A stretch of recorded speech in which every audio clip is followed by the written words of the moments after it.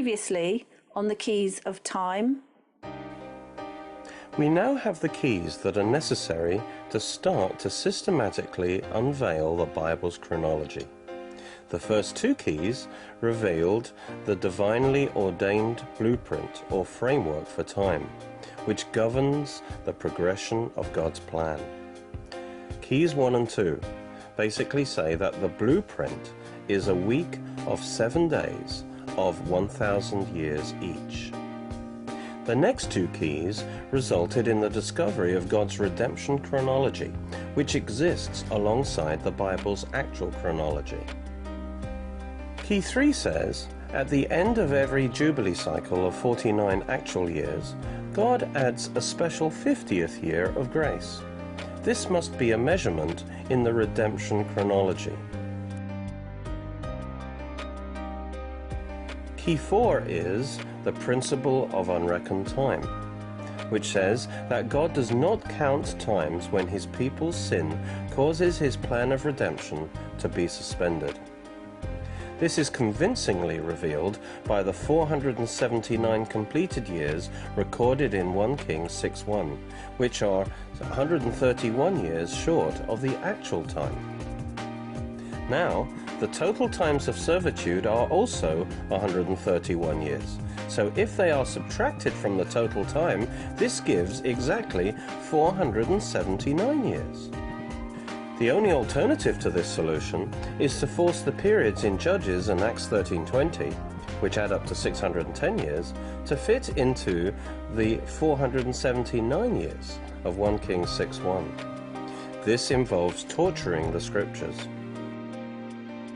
On the other hand, when the key of redemption chronology with its unreckoned times is accepted, there is a perfect harmony of all the stated times. Again, this requires the existence of a separate redemption chronology in which the years out of fellowship are not counted. These latter keys define how time is reckoned on the redemption chronology. They are like counting the number of days of pay owed to an employee. Weekends are not reckoned because work is suspended then, that's key 4. But bank holidays, which are like jubilees, are added as extra days, even though no work was done. Hence they are days of grace. And this corresponds to key number 3.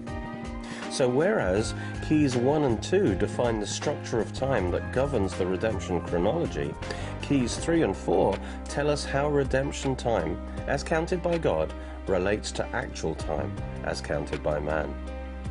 This is important because the progression of time within God's overall blueprint is according to redemption time, not actual time.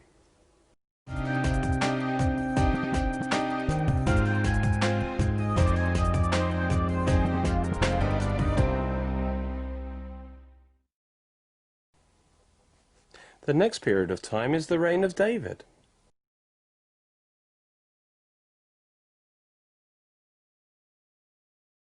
David reigned for 40 years. After Saul's death,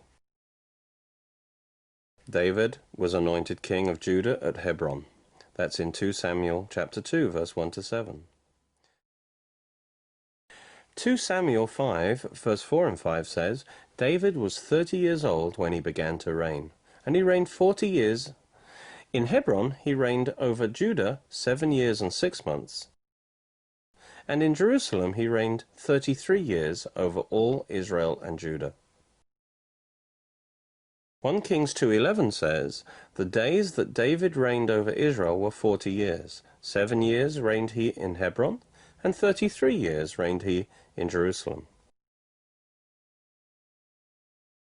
2 Samuel 2 verse 11 says, the time that David was king in Hebron over the house of Judah was 7 years and 6 months. So, first of all, David reigned for 7 years from Hebron over Judah alone. Meanwhile, Ishbosheth, son of Saul, was initially installed as king over Gilead by Abner. And then Abner gradually pushed the Philistines back in his name, until he had established him as king over all Israel, that is, except Judah. This took Abner about 5 years to accomplish this, so that Ishbosheth only reigned for 2 years over all of Israel. That's in chapter 2, verse 8 to 10. During these years there was an ongoing war between the houses of Saul and David, with David getting stronger and stronger, as it says in chapter 3, verse 1. Now there was a long war between the house of Saul and the house of David. But David grew stronger and stronger, and the house of Saul grew weaker and weaker. Eventually, after 7.5 years, Abner and Ishbosheth were murdered, and all the tribes invited David to be king, and so he was anointed king over all of Israel, and that's in 2 Samuel chapter 5. Therefore all the elders of Israel came to the king at Hebron, and King David made a covenant with them at Hebron before the Lord. And they anointed David king over Israel. David then immediately conquered Jerusalem to make it the capital of his united kingdom. That's 2 Samuel 5, verse 6 to 12.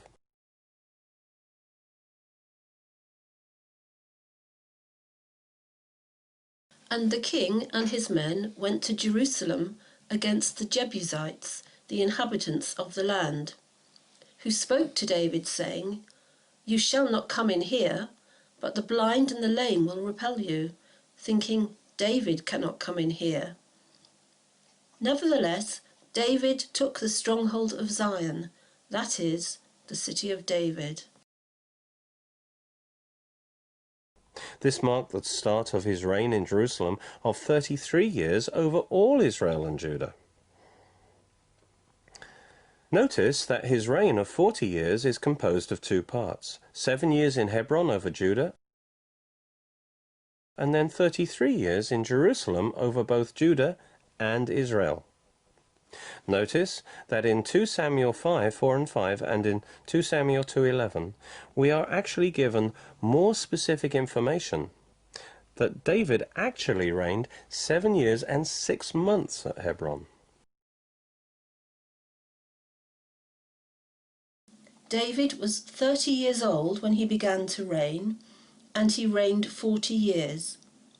In Hebron he reigned over Judah 7 years and 6 months, and in Jerusalem he reigned 33 years over all Israel and Judah. This indicates something significant, which is vital for harmonizing the chronology of the kingdoms of Judah and Israel in the divided kingdom after Solomon. You see, reign lengths are normally given in whole number of years, unless they're so short that they do not last to the turn of the year, in which case they are measured in weeks or months. The fact that a reign is measured in years and months is unique, showing that something special is going on, and the fact that it's an extra 6 months that is highlighted makes it clear what this must be. To understand this, first of all, we need to explain that reigns were measured in terms of the number of official regnal years belonging to the king. Assuming a new regnal year started on the first day of the first month, and that the king died sometime in that year, that whole year would be assigned to that king. The new king would reign for the remaining portion of that year, but it would not be included in the year count of his reign, because that year had already been assigned to the last king. Instead, it was called his accession year. This was called an accession year system, and it works well, because if you add up the reigns of a number of kings, it gives the correct total number of years. In the alternative non-accession year system, the year of the king's death is assigned both to the old king and to the new king. So adding their reigns gives an incorrect total number of years, the error being the number of kings. We previously saw that at the Exodus, God set the first month of Israel's calendar year in the spring, the month Nisan, which is our March-April, whereas before that, the first month was 6 months later, the month Tishri, our September-October. This month Tishri used to be the first month, but now it's the 7th month. This explains why the Jews, even today, call the first day of the 7th month New Year's Day. Naturally, up to this time, the official years for the judges and for King Saul and King David in Hebron were Nisan-based years. However, the 7 years and the 6 months of David clearly signifies a switch from Nisan years to Tishri years. This is because the first official year of the reign of David from Jerusalem started 7 years and 6 months after the first official year of his reign from Hebron, which started in the first month, Nisan. Therefore, his first regnal year at Jerusalem necessarily started in the 7th month, that is, Tishri. This solves a major unexplained issue in Bible chronology. For it has been demonstrated that you can only harmonize the data concerning the kings of Judah and the kings of Israel in the divided kingdom if one kingdom generally used Tishri-based years and the other kingdom used Nisan-based years for the reigns of their kings. Moreover, there is good evidence, which we'll see, that the kings of Judah generally used Tishri-based years. We can now see the origin of these Tishri-based years for the kings of Judah who reigned from Jerusalem. It started with the first such king, David, when he started his reign at Jerusalem. He commenced the practice of starting regnal years at trumpets, at the Feast of Trumpets, which is the first day of Tishri, the 7th month. Then, when the kingdom divided, the kings of Israel in the northern kingdom, who rebelled, reverted to the Nisan years, just to be different. They also changed from the accession year system to the non-accession year dating. Now, we can reconcile all the scriptures concerning David's reign, and we can see what happened. His reign at Hebron over Judah must have started at, or just before, the 1st of Nisan, and he then became king over Judah and Israel at Jerusalem 7 years and 6 months later, at or just before the 1st of Tishri. At this point, he decided, presumably under the Lord's direction, for he was also a prophet, he decided to make the regnal years of his new reign start on the ancient New Year's Day, Tishri the 1st, the Feast of Trumpets, instead of Nisan the 1st. This practice then continued for all the kings who reigned in Jerusalem. He then reigned from Jerusalem for 33 Tishri years. When it came to summarizing his reign, it was necessary to backdate this change and measure it all in Tishri years to avoid confusion. So, he reigned for 7 Tishri years at Hebron, actually it was 7.5 years, and 33 Tishri years at Jerusalem, making a total of 40 Tishri years. But actually, it was 40 years and 6 months, or 40.5 years. When it comes to reconstructing the chronology accurately, we need to remember that David's 40 years is an approximation, for it is actually 40 years and 6 months, due to this change in measuring years. It should be noted that months are always numbered from Nisan, regardless of whether the years of kings are reckoned from the spring or the fall.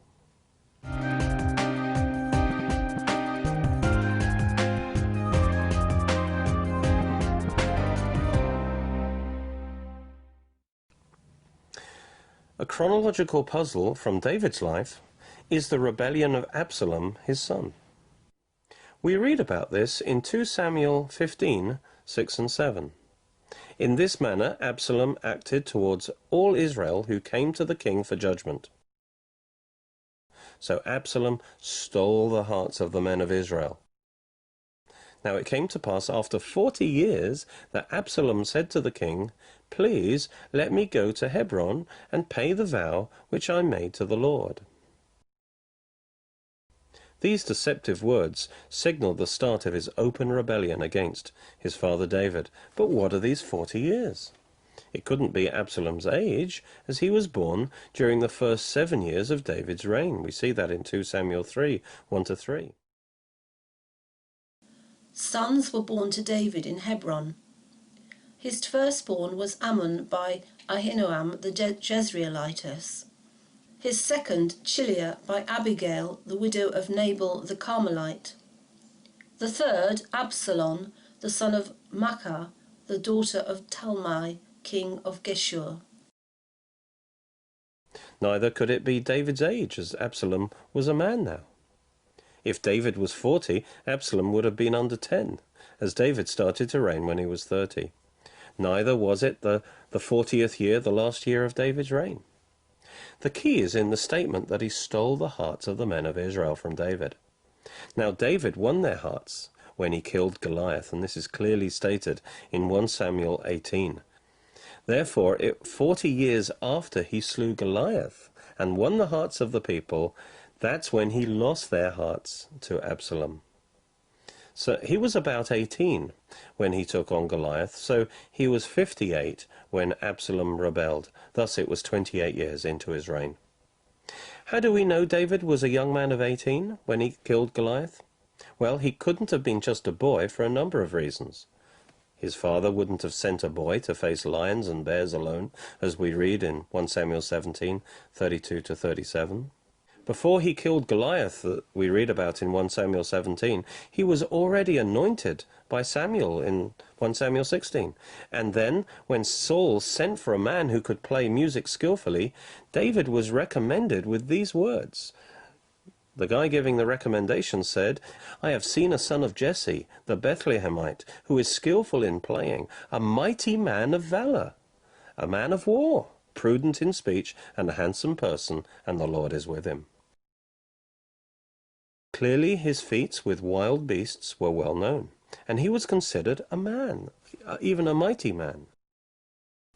He also became Saul's armor-bearer in training, and that certainly is a job for a full-grown man. Although Saul was a head taller than any other Israelite, as we're told in 1 Samuel 9:2 and 10:23. So they ran and brought him from there, and when he stood among the people, he was taller than any of the people from his shoulders upward. Even so, he offered David his armor to wear for the battle. If he were just a boy, this would have been silly.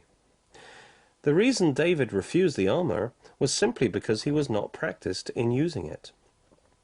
After the battle, Jonathan, who was much older than David, entered into a covenant with him, giving him his robe, his armor, and his weapons.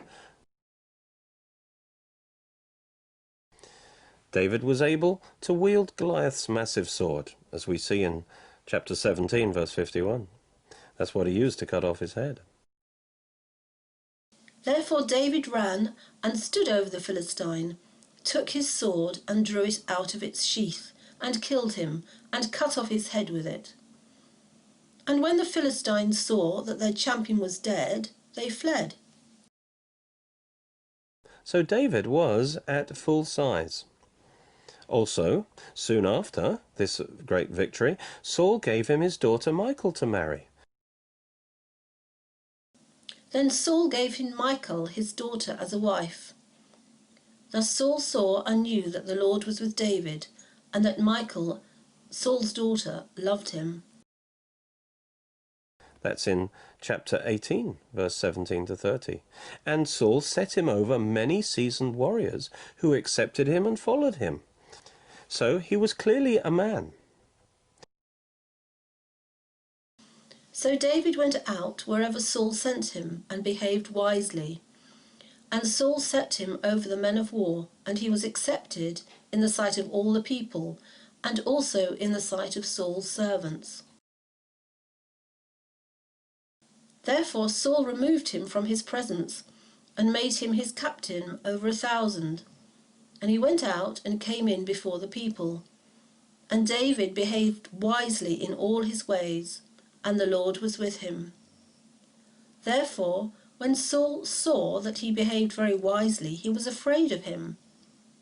But all Israel and Judah loved David, because he went out and came in before them. On the other hand, David had to be less than 20, otherwise he would have been in the battle with his elder brothers, rather than at home tending sheep.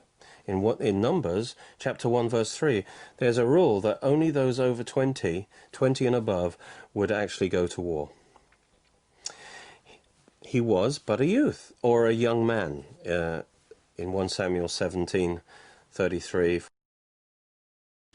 And Saul said to David, "You are not able to go against this Philistine to fight with him, for you are a youth, and he is a man of war from his youth."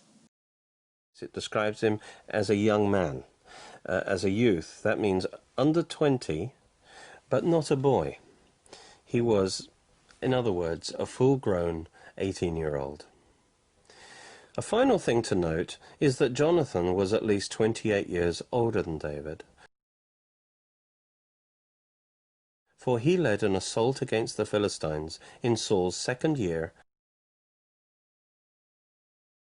and so he was at least 20 at this time.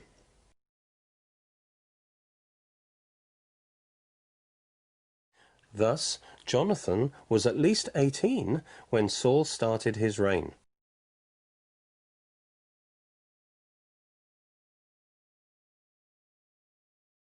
So Saul then must have been in his 30s. And therefore Jonathan must have been at least 28 when Saul had reigned 10 years. Now David started his reign when he was 30, after Saul died, having reigned 40 years. David was born 10 years into Saul's reign, when Jonathan was at least 28.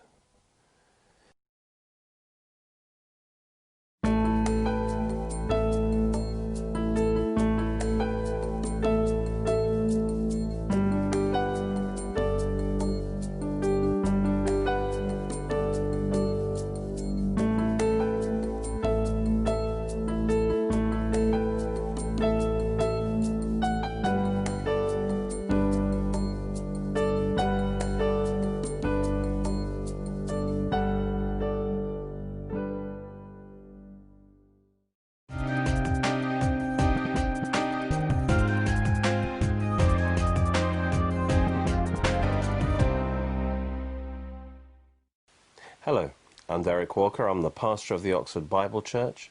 Today I want to introduce you to what I believe is a very special book called The Keys of Time, a revelation of Bible chronology. This book will give you a thorough grounding in the exciting subject of Bible chronology, revealing the keys by which you can unlock the treasure chest of God's Word concerning its revelation of time. And so we start, you see, by looking at the major keys that will unlock this treasure chest, like the fact that all time is based on the creation week, and one day with the Lord is as 1,000 years, and we look into the Jubilee and how that also unlocks how God measures time. And we look at the principle of unreckoned time.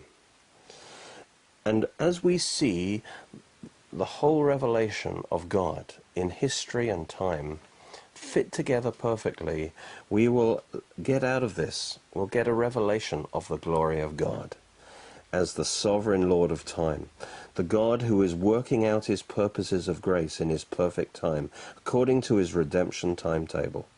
So through this book, God will impart to you a rich understanding of the times, giving you a fresh revelation of the special time in which we're now living near the end of the age.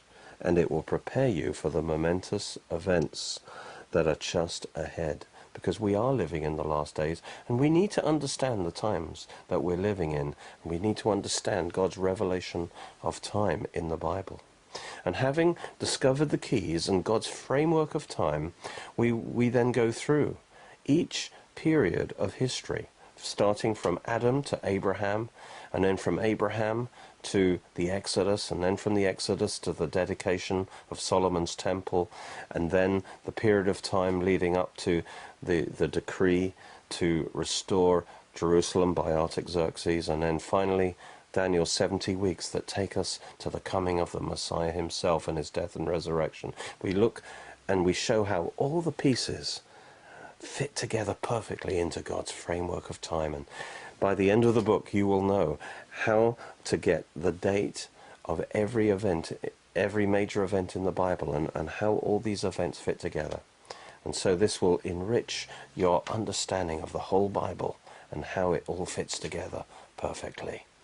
And there are DVDs that go with this book that will enhance your study of it.